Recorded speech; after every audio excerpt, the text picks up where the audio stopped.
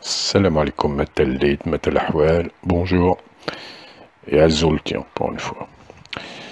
Alors, donc, Inch'Allah, le président Tebboune va rentrer au pays, va avec toute sa tête, avec toute sa forme physique, la santé, Inch'Allah.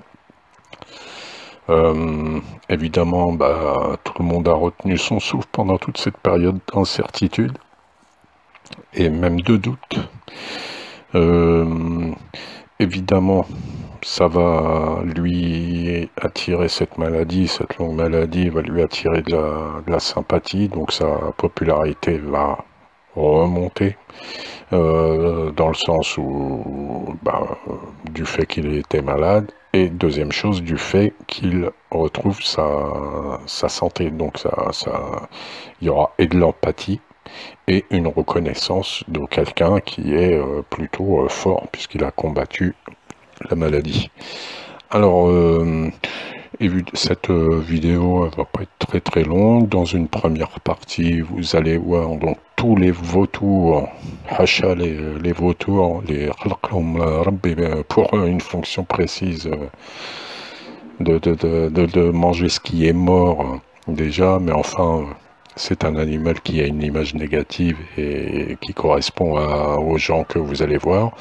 Donc bien sûr, on n'en veut plus de ces gens, ils se grillent de jour en jour. Inch'Allah que ça sera encore un coup qui leur sera porté entre les Abdou Semmar, les Tabou, les Bel Abbas, les Radio M. Alors tiens, pour parler de Tabou et Radio M. Tabou, pour moi, en fait, c'est un archi-opportuniste, il veut du pouvoir, ça c'est clair, net, précis, et il est médiocre politiquement. Voilà, ça c'est clair, net, précis. Son passage sur France 24 la dernière fois, en dehors du fait que c'était orchestré, que c'était un coup monté, je sais pas par qui exactement, mais la France 24 est dans le coup, lui, il s'en est servi aussi, en dehors d'être traître sans le savoir, quoi. C'est le pire avec tous ces gens-là, c'est que ce sont des traîtres qui ne se considèrent pas comme des traîtres. C'est ça le pire, hein. Mais bon, en fait, lui, pour moi, c'est qu'il a fait cette lettre, il est passé sur France 24 pour faire pression sur la justice, puisque 1 ou 2 jours après, il passait en jugement, et là, il a 3 ans de requis contre lui. Donc, évidemment, s'il retourne en prison, ça fera un scandale, donc il faut faire parler de lui avant, etc. Bon, ça, c'était ma parenthèse. Sur Radio M, alors moi, ce qui me rassure, parce qu'ils sont toujours dans leur... c'est vraiment des vautours aussi, parce qu'ils comptent sur la maladie du président, un non-retour au pouvoir pour relancer donc le renversement de l'État. Hein. Voilà, c'est clair et net. Yassine Kadi et compagnie, ces gens-là, franchement, plus ils parlent, plus ça me rassure. Pourquoi? Puisque c'est des gens, surtout Hassan Kadi, hein, puisque c'est lui le meneur, le chef d'orchestre, il s'est toujours trompé depuis le début du Hirak. Franchement, je fais pas de vidéo sur eux encore, j'en ai fait une l'autre fois, ça sert à rien. Mais si je vous en fais une avec un petit montage, vous allez voir qu'il se passe toujours le contraire de ce qu'ils disent. Donc là, il avait dit, il ne reviendra pas au pouvoir, c'est l'occasion pour faire ce qu'il veut depuis le départ, etc. C'est un pro-occidental à fond. Hein. Donc, bon, bref, moi, ce qui me rassure avec Radio M, c'est que plus il parle, plus on est sûr que c'est le contraire qui va se passer. Voilà, allez, je vous laisse avec la fin de la vidéo. Maslama, à bientôt.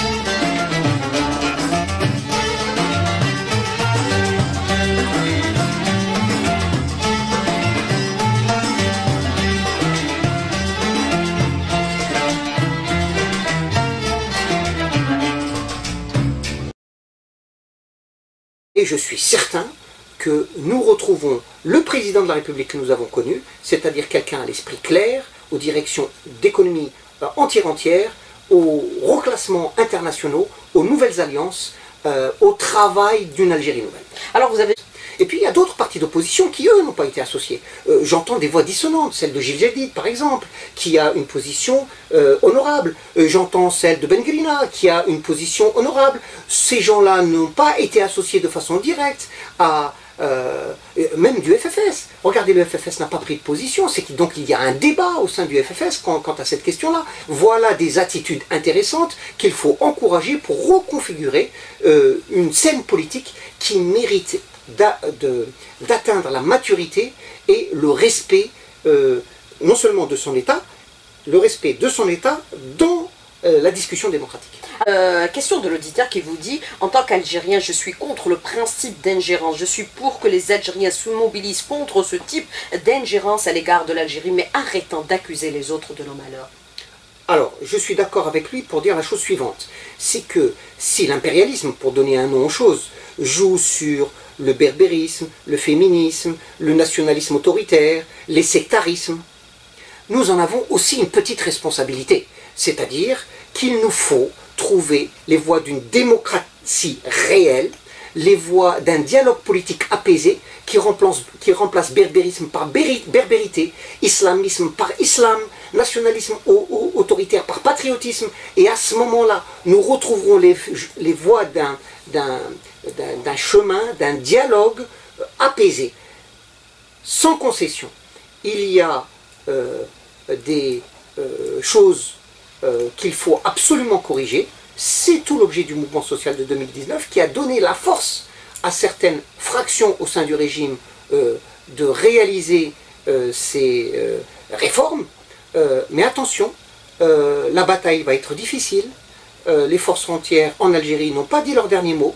Il y a nécessité d'une mobilisation populaire pour, dans le respect des identités, dans le respect des avis des autres, trouver les voies et les moyens d'une démocratie spécifique. Ils disent chaque fois on accuse les autres d'être à l'origine de nos malheurs alors que nous ne trouvons pas des solutions à nos problèmes. Oui, nous sommes à l'origine de nos problèmes. Oui, mais une grande part de vérité, effectivement. Mais les questions géopolitiques sont importantes aujourd'hui. Oui, mais...